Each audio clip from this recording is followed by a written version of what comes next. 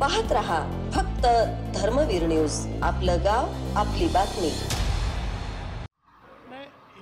खासदारांना घरी बसवा अन्यथा जिल्ह्यातील संस्था संकटात येतील, अजितराव घोरपडे सरकार यांची टीका। शासनाचे धोरण चुकीचे, यासाठी परिवर्तन घडवून आणण्याचे शेतकऱ्यांना आवाहन। मिरज वृत्त। सविस्तर वृत्त असे की माजी राज्यमंत्री अजितराव घोरपडे सरकार स्वतः मैदानात उतरून सांगली जिल्ह्यामध्ये परिवर्तन घडवण्याचा चंग त्यांनी बांधला आहे। केंद्र सरकार हे शेतकरी विरोधी शासकीय धोरणे राबवत असल्याने शेतकरी संकटात असेल यावेळी ते म्हणाले। मिरज येथील शेतकरी मेळाव्यात ते बोलत होते। अपक्ष उमेदवार विशालदादा पाटील यांच्या प्रचारार्थ शेतकरी विकास आघाडीतर्फे मोठा शेतकरी मेळावा मिरज येथे आयोजित करण्यात आला होता। यावेळी शेतकऱ्यांना आव्हान करत त्यांनी केंद्र सरकारवरही निशाणा साधला। शेतीमालाचे दर, वीज बिल, पाणी योजना, शेतकऱ्यांच्या मालाचा भाव यावर नाराजगी व्यक्त करत देशात व सांगली जिल्ह्यात परिवर्तन घडवण्याचं आवाहन यावेळी त्यांनी केलं आहे। खासदार हे निष्क्रिय असल्याने गेल्या 10 वर्षात शेतकरी व शेतीमालासाठी किंवा शेतकऱ्यांचे कोणतेही प्रश्न सोडवण्यास ते पुढे आले नाहीत। ते अपयशी ठरलेले खासदार आहेत। त्यांना पुन्हा निवडून दिलं तर जिल्ह्यातील सहकारी संस्था धोक्यात येतील। त्यामुळे निवडणुकीमध्ये परिवर्तन घडवून विशाल पाटील यांना निवडून आणण्याचं आव्हान ही घोरपडे सरकार यांनी केलेले आहे। मिरज पूर्व भागामध्ये अजितराव घोरपडे सरकार यांना मानणारा मोठा शेतकरी वर्ग व कार्यकर्त्यांचा मोठा गट आहे। या भागामध्ये शेतकऱ्यांचे प्रश्न, पाणी प्रश्न, म्हैसाळ, ताकारी योजना अशा विविध प्रकारच्या माध्यमातून शेतकऱ्यांच्या अडीअडचणी यापूर्वी त्यांनी सोडवलेल्या आहेत। यामुळे मिरज पूर्व भागात त्यांना मानणारा मोठा वर्ग आहे। सांगली जिल्ह्याला बंड पुकारणे हे काही जिल्ह्याला नवीन नसून अन्याय झाला की बंड पुकारावे लागते आणि बंड पुकारल्यावरच जनताच पाठीशी राहते। जनतेने ही निवडणूक हाती घेतली आहे। सांगलीमध्ये विशाल पाटील यांना खासदार म्हणून दिल्लीत पाठवणार आहे असे यावेळी ठामपणे अजितराव घोरपडे सरकार म्हणाले। माजी नगरसेवक अय्याजभाई नायकवडे यांनी ही मिरज पॅटर्न म्हणजे काय याची पोलखोल करत मिरज पॅटर्न म्हणजे नेमकं काय तेही पटवून सांगितले। वसंतदादा घराण्यावर जो अन्याय होत आहे तो अन्याय आम्हाला मान्य नाही। वसंतदादा घराणे हे सर्व जाती धर्मांना एकत्र घेऊन जिल्ह्याला विकासाकडे घेऊन जाणारे आहे। यामुळे आम्ही वसंतदादा यांच्या वारसदारांना भरघोस मताने निवडून देऊ असे आश्वासन यावेळी त्यांनी दिले। मिरजमधून मोठ्या मताधिक्याने विशालदादा पाटील यांना निवडून आणण्याचे आव्हानही यावेळी त्यांनी केले। या मेळाव्यास प्रमुख उपस्थिती राजवर्धन घोरपडे, महावीर कागवाडे, सदानंद कबाडगे, शिवाजी अण्णा पाटील, अण्णासाहेब कोरे, शंकर गायकवाड, सुभाष खोत, बाबगोंडा पाटील, विज्ञान माने, अय्याजभाई नायकवडी, डॉक्टर प्रमोद वाघमारे, अमृत सूर्यवंशी, गंगाधर तोडकर, मनोज नांद्रेकर, सुलेमान मुजावर, साजिद अली पठाण, संभाजीराजे पाटील उपस्थित होते। नाही, हे शेतकऱ्यांच्यावर काही अन्यायकारक गोष्टी शासनाच्या निर्णयातून व्हायला लागल्या आहेत। त्या गोष्टी थांबवण्यासाठी, बदलण्यासाठी ही नोटबंदी, शासकीय धोरणातून शेतकऱ्यांच्यावर जो अन्याय व्हायला लागला आहे, विजेचा प्रश्न आहे, मार्केटचा प्रश्न आहे, शेतमालाच्या दराचा प्रश्न आहे, त्याचबरोबर शेतकऱ्यांना जी काही साधनसामुग्री लागते त्याच्यावरची GST आहे, त्या GSTचा सगळ्यात मोठा प्रश्न आहे। तर हे प्रश्न थांबवण्यासाठी खरं म्हणजे खासदारांनी प्रयत्न करायला पाहिजे होते, पण दुर्दैवाने ते काही प्रयत्न अजिबात झाले नाहीत। आता या शासनाला नवीन खासदाराच्या माध्यमातून धडा शिकवून आम्ही हे शासन ताळ्यावर आणण्याचा प्रयत्न करणार आहोत। आणि एवढ्यासाठी हे सगळी संघटना परत एकदा जमा केली आहे। ही आमची जुनीच संघटना आहे, नवीन नाही आहे। पण आज पुन्हा या ठिकाणी बोलवलं त्याला कारण हे आहे। नाही, या वल्गना करत बसण्यापेक्षा फक्त ज्या शासनात खासदार आहेत त्यांचे चुकीचे जे निर्णय आहेत, मग तो विजेचा प्रश्न असेल, शेतमालाच्या दराचा प्रश्न असेल, बाजार समित्यांच्या निर्णयाचा प्रश्न असेल, एवढे जरी थांबवले असते तरी फार काम झालं असतं। की बाकीचं काय फार मोठं कुठलं काय करायची गरज नाही। फार अवघड नावं आणि संस्कृतमधली नावं घेऊन दिशाभूल आमची करू नका। जे काय सोडवा फक्त। नाही, जिल्ह्यामध्ये शेतकऱ्यांचे प्रश्न सुटले तर मग सक्रिय व्हायचं काही कारण नाही, पण शेतकऱ्याचे प्रश्न जर सुटले नाहीत तर त्या प्रश्नासाठी नक्कीच रस्त्यावर यावं लागेल, सक्रिय व्हावं लागेल आणि त्याला मी काही मागं सरकणार नाही। लोकसभेच्या निवडणुकीचं वारं व्हायला लागले आणि आपल्या दृष्टीने सगळ्यात परिस्थिती आली। शासनाचं कुठलंही धोरण शेतकऱ्यांच्या दृष्टीने योग्य नाही असं आज या ठिकाणी मुद्दाम मला सांगावंसं वाटतंय। आणि म्हणून धोरणं बदलायची वाट पाहण्यापेक्षा एका तडाख्यात या निवडणुकीच्या मतदानाच्या निमित्ताने जी संधी प्राप्त झाली आहे त्याच्यातून आज या ठिकाणी हे शासन थांबवणं हा सगळ्यात उत्तम उपाय आहे, हे मला मुद्दाम तुम्हाला आग्रहाने सांगायचं. आज आपण सगळे त्याच्यावर विचार करण्यासाठी या ठिकाणी बोलतोय. मला आनंद वाटतोय. अनेक लोकांनी या ठिकाणी आपले विचार मांडले, पण विचार प्रवाह एकाच दिशेने होता. या दृष्टिकोनातून आपण या ठिकाणी काही वर्षापूर्वी परिवर्तन घडवून आणण्याचा आपण प्रयत्न केला. तो विचारात एकाने बोल होताना दिसतोय आणि संपूर्ण देशातील शेतकरी, कष्टकरी, प्रामाणिकपणाने व्यवसाय करणारी लोक सर्व बाजूने अडचणीत येताना आपल्याला दिसायला लागले. टीव्ही चॅनेलवर काही जाहिराती येत आहेत. जाहिरातीतील सत्यता पडताळून बघण्याची गरज निर्माण झाली आहे आणि जादूगाराने कांडी फिरवल्यासारखं कुणीतरी भारतीय जनता पक्षाच्या माध्यमातून कांडी फिरवतोय आणि त्याच्यातून काही लोकांच्या इच्छा पूर्ण होतात अशा पद्धतीचं चित्र निर्माण करण्याचा प्रयत्न या ठिकाणी व्हायला. या सगळ्याचं आकलन करण्याची गरज आहे. हा जिल्हा हा शेतीमय जिल्हा आहे. या जिल्ह्यातला सगळ्यात मोठा व्यवसाय शेती हा आहे. इंडस्ट्रियल डेव्हलपमेंट तर काही झालीच नाही, पण कमर्शियल डेव्हलपमेंट सुद्धा काही फारशी झाली नाही आणि त्यामुळं आजही फार मोठ्या संख्येने नागरिकांना शेतीवर अवलंबून राहावं लागते. परंतु शेतीची अवस्था मात्र शासकीय धोरणातून अत्यंत बिकट झाली आहे. काही वर्षापूर्वी आपण त्यावेळच्या प्राप्त परिस्थितीवर मात करण्याच्या दृष्टीने एकत्र आलो आणि मला सांगायला अभिमान वाटतो की त्यावेळेला सुद्धा या विभागाचा जो विचार मांडला तो लोकांनी पेरला, झेलला आणि त्या विचारावर आधारित एक समाज निर्माण झाला आणि त्यावेळेला फार मोठ्या संख्येने आपण या शासकीय धोरणाला टक्कर देऊन या विभागातील शेतीच्या पाण्याचा प्रश्न सोडवला. पाणी आलं, शेती फुलली, परंतु शेती एक तर शासनाच्या धोरणात अडकली आणि दुसऱ्या बाजूला शेती महागाईच्या तडाख्यात सापडली.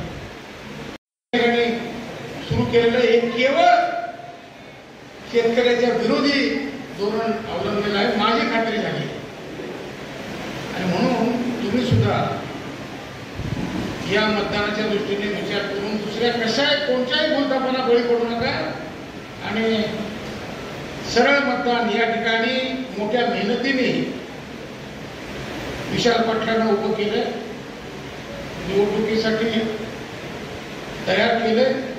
त्यांना सर्वस्वी पाठिंबा द्या, सर्वस्वी त्यांच्या पाठीशी उभं राहा आणि एक योग्य माणूस लोकसभेत पाठवा.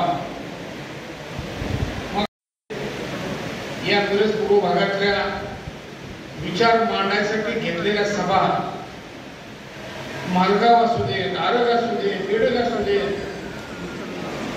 या लोकांनी दिलेली साथ ही कायमस्वरूपी स्मरणात राहील अशा पद्धतीची साथ या लोकांनी दिली होती. त्यावेळेला शेतकरी पाण्यावाचून शेतकरी अडचणीत होता, आज धोरणावाचून शेतकरी अडचणीत आहे आणि म्हणून तुम्हाला पुन्हा एकदा साथ द्यावीशी वाटते की आता हे शासनच हटवून या ठिकाणी नवीन धोरण आणण्याची गरज आहे आणि ते आपण या मतदानाच्या निमित्ताने करावं अशी मी आपल्याला विनंती करतो. बंधूंनो, तुम्हाला किती पटतंय मला माहित नाही, परंतु आत्ताची जी काही अवस्था आहे ही केवळ शासकीय धोरणामुळे आलेली आहे. ही तर खरीच गोष्ट आहे. या शासनाच्या धोरणामुळेच आम्ही आज अडचणीत आहोत. शेतीला लागणाऱ्या विजेच्या प्रश्नापासून तर मार्केटच्या प्रश्नापासून आतापर्यंत सगळ्या गोष्टी शेतकऱ्याची विरोधी व्हायला लागल्या. हे जितकं सत्य आहे त्याच्यापेक्षाही पुढचं सत्य आणखीन एक भयानक आहे. या सगळ्या गोष्टी दिल्लीतल्या आहेत, पण याच्यापेक्षा भयानक परिस्थिती सांगली जिल्ह्याची आहे. हा जिल्हा शेतीमय असल्यामुळं पूर्वीपासून वसंतराव दादांच्या मार्गदर्शनाखाली या जिल्ह्यात अनेक सहकारी संस्था उभ्या राहिल्या. त्या संस्थांपैकी बऱ्याच संस्थांना काडी लावायचं काम या प्रचलित खासदारांनी या ठिकाणी सुरू केलंय. या खऱ्या अर्थाने या जिल्ह्याचा सगळ्यात मोठा धोका आहे.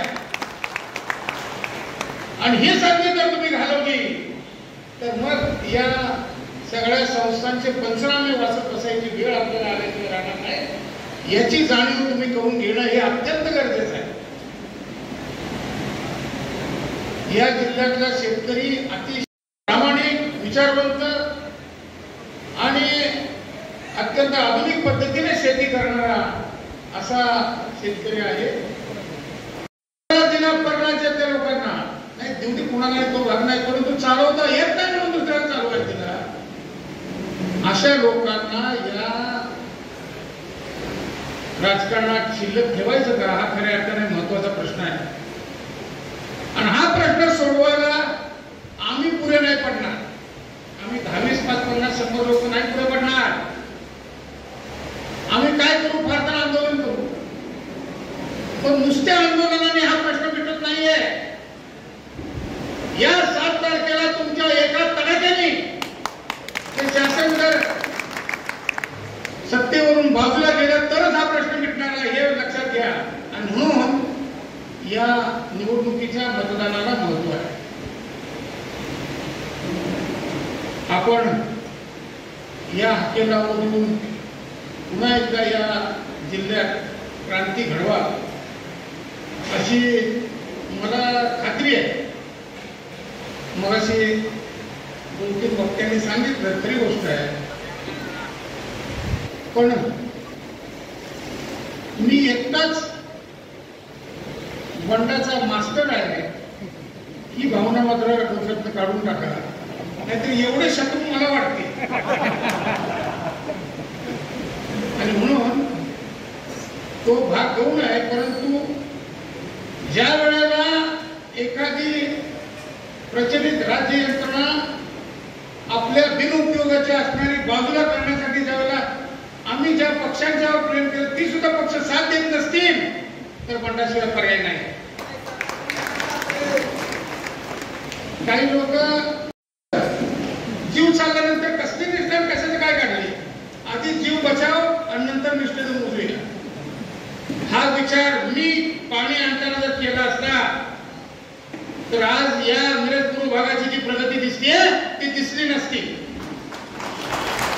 मानवाची प्रगती करण्यासाठी बंड आवश्यक आहे. तुम्ही काही सांगू दे, हे सगळे सिद्धांत तत्वज्ञान ऐकायचे असले तर पुन्हा एकदा निवडणूक घ्यावं, या बाबतीतलं पुराण ठेवूया, काय हरकत नाही.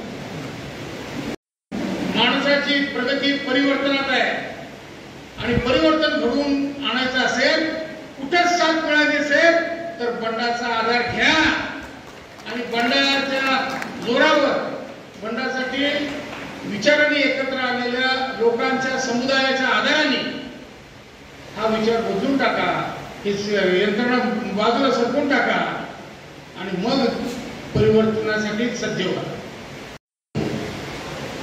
या ठिकाणी आपलं योगदान देणं गरजेचं आहे.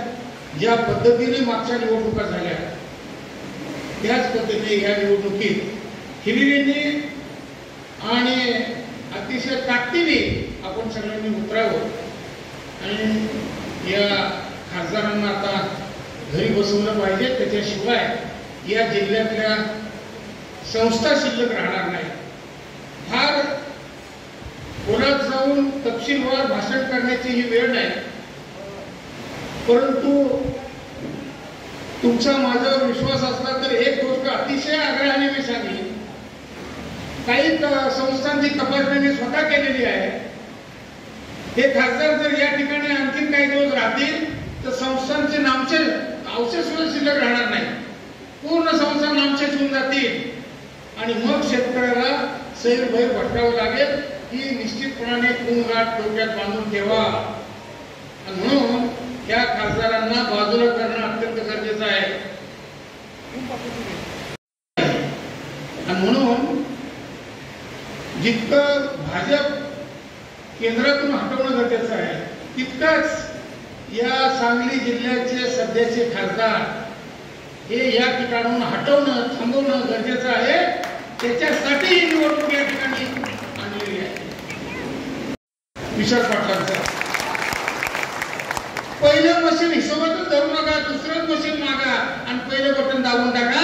म्हणजे पहिल्या मशीनचं पहिलं दाबलं का दुसऱ्या मशीनचं पहिलं दाबलं, घोटाळा होण्याची काही शक्यता नाही. आणि त्या पद्धतीने मतदान करून घ्या. मतदान तुम्ही करणार आहे यात मला काही शंका नाही. ज्या पद्धती मी नजर टाकली कोण कोण आले कोण कोण नाही, काय काय झाले, कोण बोलले, कोण टाळे वाजवते, कोण काय करते, बारकाई लक्ष आहे माझं.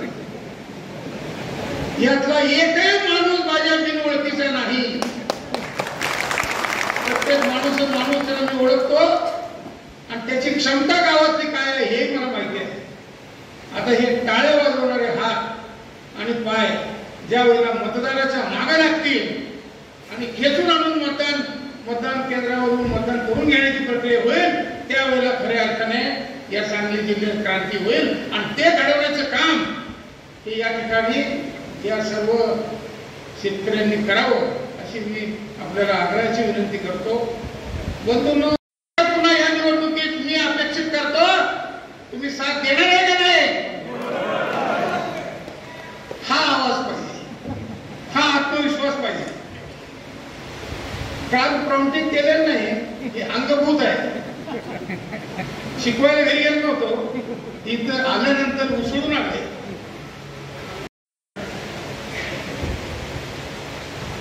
सांगली जिल्ह्याला सगळ्याच बाजूने घर लागले काय मला समजत नाही. परंतु उमेदवार 2 पाहिजे होते, त्या जागी आले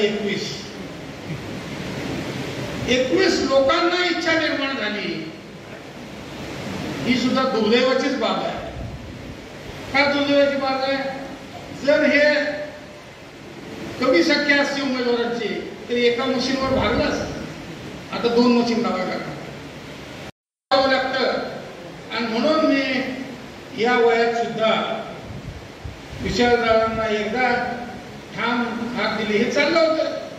विशालदादा मुंबईला गेले, दिल्लीला गेले, इथं मिटिंग झाली, तिथं मिटिंग झाली.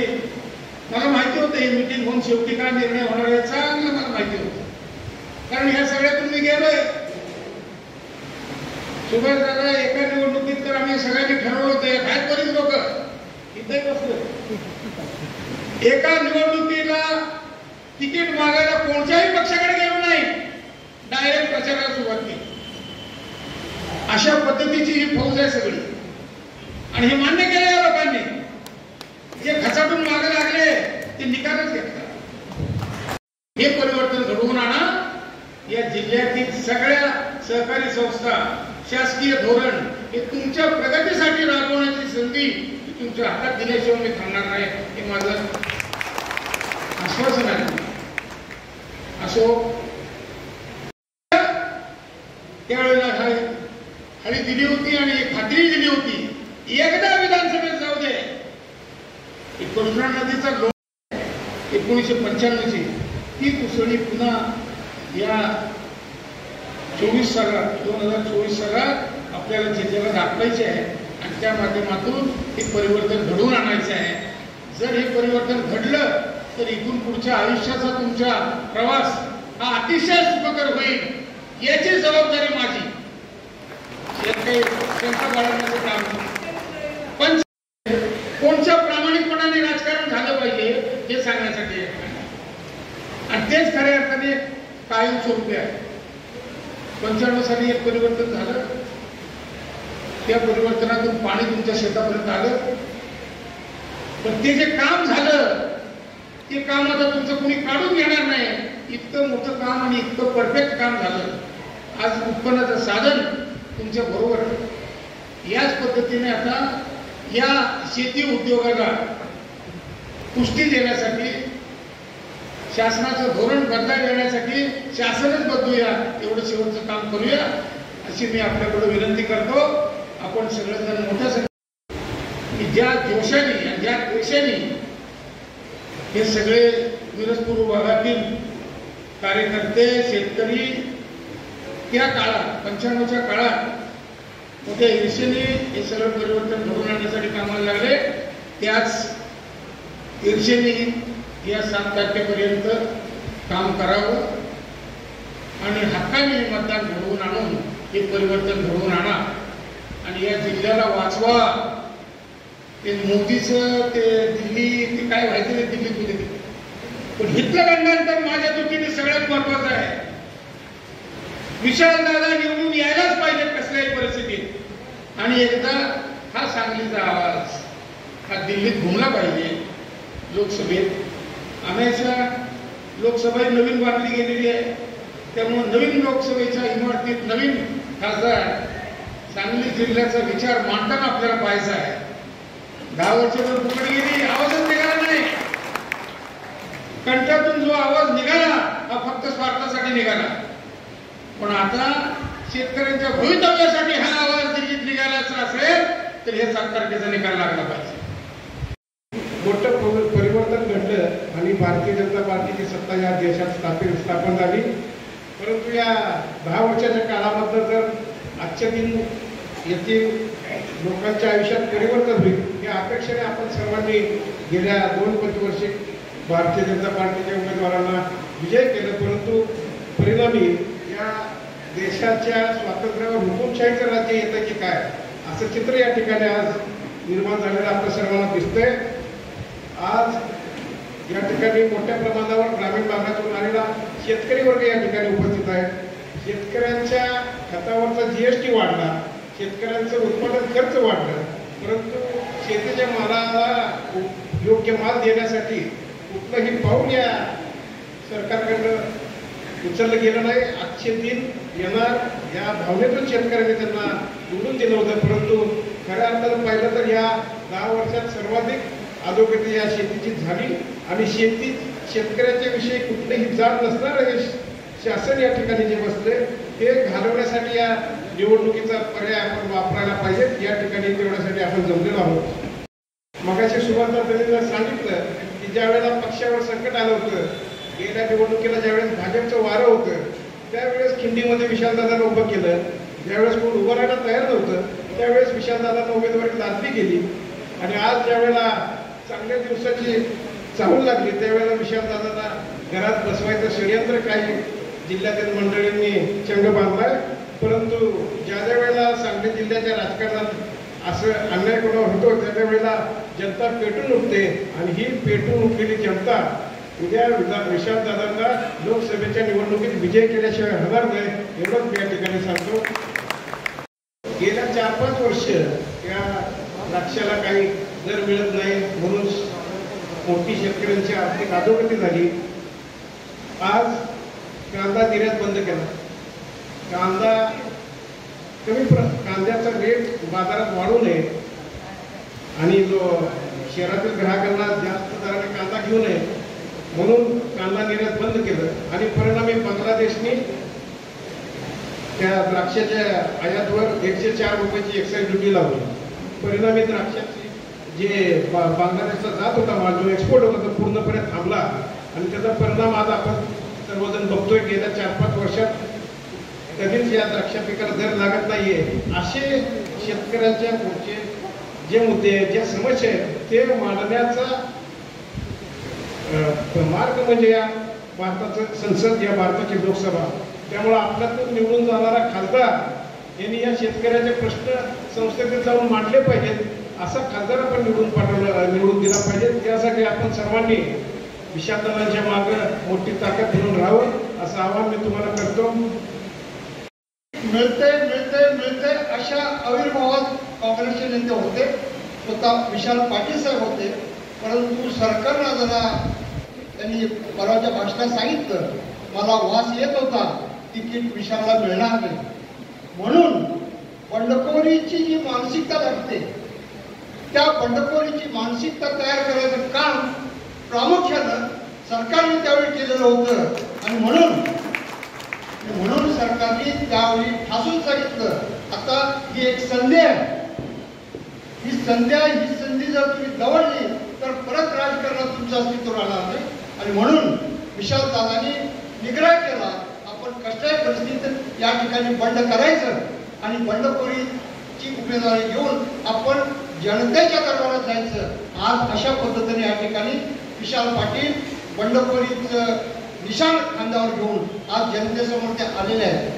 मित्रांनो, मानसिकता आहे. मिरजपूर भागातल्या कार्यकर्त्याला बंड नवीन नाही. मला बऱ्याच लोकांनी विचारलं, सरकार विशाल पाटील निवडून आले तर काय करणार? मी सांगितलं विशाल पाटील निवडून आले तर विशाल पाटील मंत्री होणार. का तर 95ला बंडखोरी करून आपण निवडून आला आणि पुढे आपण मंत्री झाला. आज हीच अवस्था होणार आहे. त्यामुळं या बंडखोरी बाबत कुणी शंका घ्यायचं काही कारण नाही. कारण गेल्या वेळी स्वाभिमानी आघाडीला आपली सांगली लोकसभा सोडली, पण यावेळी तुम्ही काँग्रेसला ही लोकसभा सोडणार आहात का? तर नाना पटोले आणि सुशील कुमार शिंदे, अशोकराव चव्हाण, पृथ्वीराज चव्हाण सगळ्यांनी सांगितलं की आम्ही यावेळी सांगली कसल्याही परिस्थितीत सोडणार नाही. त्या सगळ्या मतदारांना ही माहिती असावी. आम्ही चुकलोय का? रीतसर आम्ही त्या पद्धतीने त्या ठिकाणी सरकार मागणी केली. तुम्हाला जनात तर म्हणायचं तर लाज आहे का? सांगलीत येत आहे, सांगलीतून मेळावा येत आहे, आमच्या दुःखावर मीठ चोळत आहे. 6 महिने आमचे तुम्ही घालवला, दिल्लीला चल, नागपूरला चल, मुंबईला चल. अरे ते वसंतदादा घराण्याचं पोरग आहे, ते का भिकाऱ्याचं पोरग वाटलं काय? वसंतदादा घराण्याच्या मुलाला तुम्ही दिल्लीला चल, मुंबईला चल, नागपूरला चल, ह्याच्या पाया पड, त्याच्या पाया पड. हे 6 महिने तुम्ही कशासाठी केला? वसंतदादांच्या घराण्याची चेष्टा करता. त्या वसंतदादाला या जिल्ह्याला ताकारी माहिती योजना आणि सरकार तुम्ही जरूर या शेतकऱ्यांच्या शेताला पाणी पाजणार, आम्हाला मान्य आहे. ही गोष्ट आता ज्यांनी या वसंतदादा घराण्याला दमवलंय, वसंतदादा घराण्याची चेष्टा केलंय, त्यांना तुम्ही कधी पाणी पाजणार हा आमचा लढायला सांगितला. काही गडबडीने त्यामुळे पराभव झाला आणि आता उमेदवार कोण असावं आम्हाला विचारता.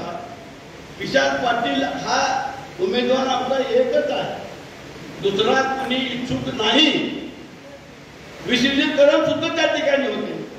सगळ्यात समोर या गोष्टी 6 महिन्यापूर्वी झालेल्या आहेत की विशाल पाटील सांगली लोकसभा मतदारसंघ लढवतील.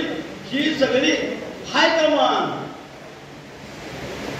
भारत प्रदेश काँग्रेस कमिटी या सर्वांनी सांगितलं विशाल पाटीलच उमेदवार असतील, काँग्रेसचे उमेदवार असतील आणि हा विधानसभा मतदारसंघ सांगलीचा लोकसभेचा मतदारसंघ हे आम्ही काँग्रेसला सोडलं. वसंतदादा चिंता घ्या ती माणसं विद्यार्थ्या दिल्लीची आणि ह्या लोकांना वसंतदादा घराण्याची ओळख नाही. आज सांगतो तुम्हाला,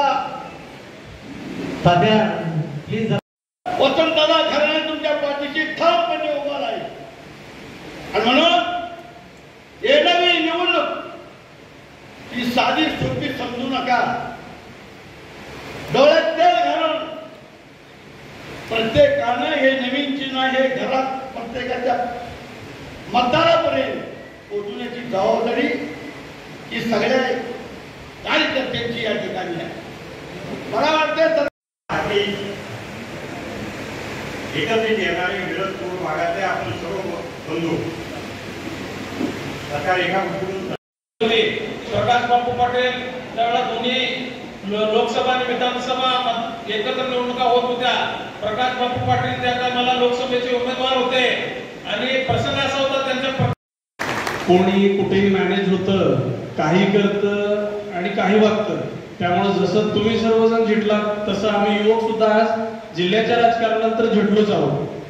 आणि मला एक सांगायचं आहे, मला भाषणाची काय जास्त म्हणजे एवढी सवय नाही किंवा दिसत आहे. काही मला वाटतं एक दिवसांपूर्वी सरकारची चर्चा झाली होती. ज्यावेळी महापूर आला होता, आज शेतकऱ्यांचा जो ज्वलंत प्रश्न आहे पाण्याचा जिल्ह्याभरात तो चालू आहे. मैशाळ योजनेच्या माध्यमातून सरकार 2 ते 3 महिने सरकार आम्ही उपोषण केली. प्रत्येक टप्प्यावरती गेलो. टप्प्यावरती गेल्यानंतर 1 दिवसाचं लाक्षणिक उपोषण केलं. परंतु जिल्ह्याचं एवढं दुर्भाग्य आहे 2014 पासून सरकार की या खासदारांना वाटाण्याचे अक्षर या अधिकाऱ्यांनी कधीच टाकलेलं नाही. अधिकाऱ्यांना स्वतःचा निधी म्हणजे देशातले सगळ्यात नापास खासदार म्हणून आता सगळ्या सोशल मीडियाला 13% निधी वापरला म्हणून त्याची ओळख आहे. मला ते दिसायचे. मला वाटत नाही की मतदारसंघात किंवा जिल्ह्याभरात ते कुठेही दिसले. मला ते दिसायचे, परंतु मला ते सब रजिस्ट्रार ऑफिस सोडून कुठेही दिसले नाही. त्यामुळे अशी त्यांची ओळख आज जिल्ह्याभरात आहे. कामांच्या मधनं कधीच झालं नाही. मैशाळ योजनेत परवा दिवशी आपण बघितलं, डेप्युटी सीएम साहेब म्हटले की मैशाळ योजनेला पूर्णत्व करण्यात जबाबदार हे संजय काका असतील. मी उघड बोलतोय जे आहे ते. परंतु ज्यावेळी खासदार स्वतः टप्प्यावरती जायचे, अधिकाऱ्यांना उद्देश करायचे की तुम्ही एवढे पंप एवढ्या मोटारी चालू करा, परंतु अधिकारी सुद्धा म्हणजे खासदारांना गंडवायचे, करतो साहेब करतो. पण माझ्याकडे सरकार 48 कोटीची बनावटी बिलं आम्ही जीवने साहेबांना दाखवली. आज आम्हाला एवढं चांगलं वाटतंय की आमच्या त्या 3 ते 4 महिन्याच्या उपोषणाला यश आलं. कारण की सगळे अधिकाऱ्यांचे चार्ज काढून घेऊन काही अधिकाऱ्यांना जे पालकमंत्र्यांचे पाहुणे होते त्यांना सस्पेंड सुद्धा केलं. त्यामुळं एक अधिकाऱ्याचा चार्ज काढून घेतला मैशाळ योजनेचा. एक अधिकारी आज जे पंप मोटारी जे डोळ्यात तेल ओतून आज पाणी पुरवठा करतात. काही सहकारी मित्रांचा सरकार इथे उपस्थित होते. त्यामुळं कोणत्याही स्थितीमध्ये काही इकडं पर्वत होईल, पण विशाल दादा या प्रचंड मताने खासदार होतील अशी स्थिती त्यांनी निर्माण करून ठेवलेली. यांनी हे काँग्रेस हे विशाल दादाला तिकिटापासून वंचित ठेवणार हे अगोदरच यांनी जाणलं होतं आणि ते ओळखूनच त्यांनी बंड करायला शिकवलं सरकारने. बंड नावाचा प्रकार पूर्वी फार कमी होता, पण बंडाच्या माध्यमातून नेतृत्व कसं निर्माण करावं याचे खऱ्या अर्थाने जिल्ह्याचे मार्गदर्शक आहेत सरकार. त्यामुळं यांच्या संदर्भात अधिक बोलणार नाही, पण राजकीय जे घडामोडी आहेत त्याच्यामध्ये आमची इच्छा अशी आहे, मिरज शहरातल्या आसपासच्या तमाम पंचक्रोशीतल्या लोकांची इच्छा अशी आहे की या सगळ्या बंडखोरांची मूठ बांधून भविष्य काळामध्ये एक सांगली जिल्ह्याला पूर्वीच्या काळामध्ये जे काळामध्ये जे वैभव होतं ते पुन्हा प्राप्त व्हावं ही आमची इच्छा आहे.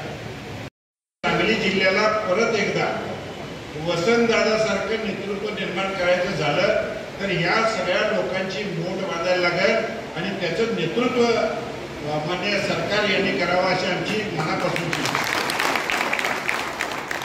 आता खासदार म्हणून ते समजा आता भानगडीत काय झाल्या मागच्या काळामध्ये ते नवीन अनेक पक्के सांगते वाढदिवस आणि वाढदिवसाच्या दिवशी राजाने जाहीर केलं की आज कुणी काय मागेल त्याला ते मी देणार. त्यामुळे सगळेजण लाईनीनं उभारले. एक फकीर पण आला त्या लाईनीत आणि तो काय करायचं, लाईन संपली आणि पुढं माणसं आली पुढे जावा म्हणायचं आणि शेवटीला थांबायचं.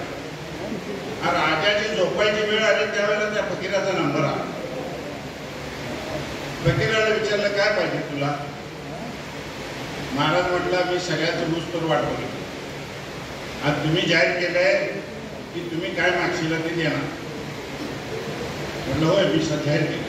तुला काय पाहिजे. माझी इच्छा आहे म्हटला तुमचं अर्ध राज्य मला द्या. फकीराने काय सांगितलं, माझी इच्छा आहे तुमच्याकडे पूर्ण राज्य आहे राजधानी तुमच्याकडे ठेवा, अर्ध निम्मा हिस्सा तुमच्याकडे ठेवा, पण निम्मा भाग मला वाटून द्या. तुम्ही सांगितलं होता मागेल त्याला 3 उभा.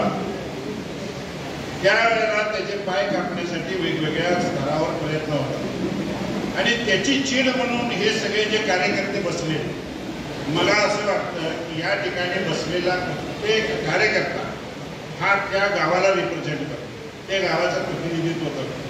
ते निवडून आला असेल नसेल मला माहिती, आणि म्हणून या सगळ्या लोकांची मोठ बांधणं हे सोपं नाही. एवढे वर्षानुवर्ष सत्तेच्या बाहेर राहून सुद्धा एवढ्या लोकांचा परिवार एकत्र ठेवणे एवढं सोपं नाही. ते त्याच्यासाठी एखादा सरकारसारखा नेतृत्व गुणसंपन्नच नेता असावा. आणि या विद्यापीठामध्ये झाडाच्या पारावर बसणारा माणूसही तुमच्या मुख्यमंत्र्यापेक्षा जास्त जाणतो सांगली जिल्ह्यात.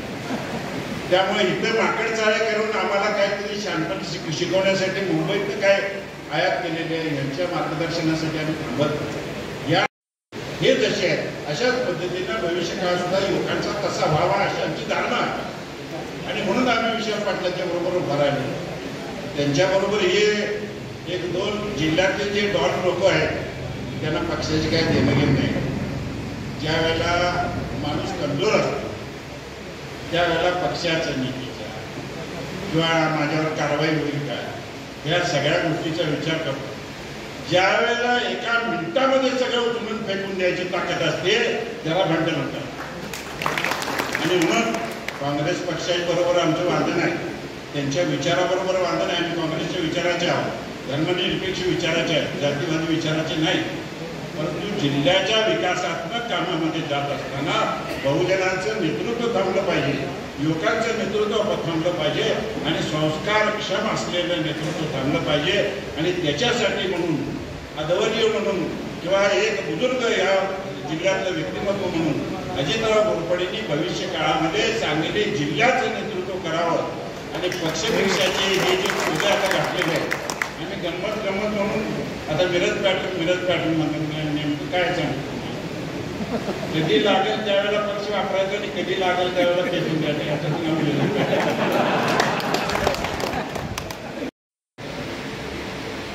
आता सरळ मग फकीर